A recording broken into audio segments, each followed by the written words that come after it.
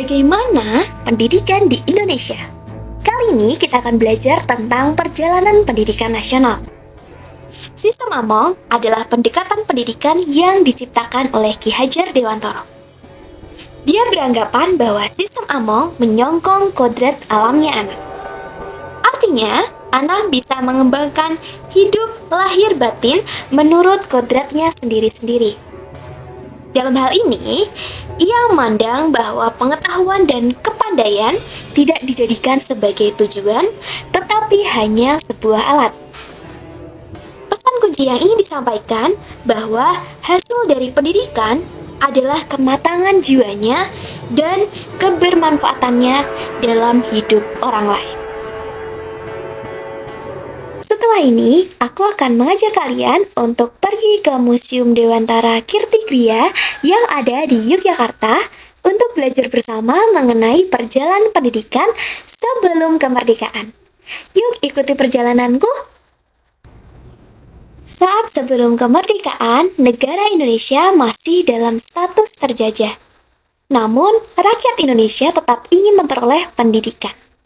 Tahun 1845, beberapa bupati menginisiasi pendidikan sekolah kabupaten yang hanya mendidik calon pegawai. Nah, saat itu sekolah Bumi Putra lahir dan rakyat hanya diajari membaca, menulis, dan menghitung seperlunya. Pada 20 Mei 1908, terjadi kelanggaran terhadap pendidikan. Dan terbentuklah organisasi Budi Utomo. Pada saat itu, Ki Hajar menentang sistem pendidikan kolonial yang didominasi oleh budaya barat. Ia merasa bahwa pendidikan yang diterapkan Belanda kurang memperhatikan dan menghormati budaya lokal. Pada tanggal 3 Juli 1922, Taman Siswa lahir sebagai gerbang emas kemerdekaan dan kebebasan kebudayaan bangsa. Taman Siswa merupakan lembaga pendidikan yang diprakarsai oleh Ki Hajar Dewantara. Gerakan ini memiliki tujuan untuk memberikan pendidikan yang merdeka, berdasarkan budaya Indonesia dan terbuka untuk seluruh lapisan masyarakat. Beberapa gagasan dan prinsip Ki Hajar Dewantara memberi kontribusi besar terhadap pembentukan sistem pendidikan Indonesia setelah kemerdekaan. Terdapat banyak sekali pemikiran Ki Hajar Dewantara untuk kemajuan pendidikan Indonesia. Salah satunya yaitu prinsip Tutwuri Handayani yang digunakan sampai saat ini. Ki Hajar Dewantara mendukung pendidikan yang membangun semangat nasionalisme dan juga kewarganegaraan.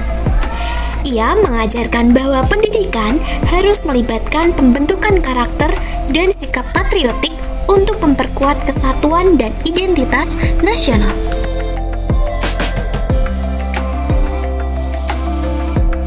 Pendidikan di Indonesia pada abad 21 menjadikan abad globalisasi.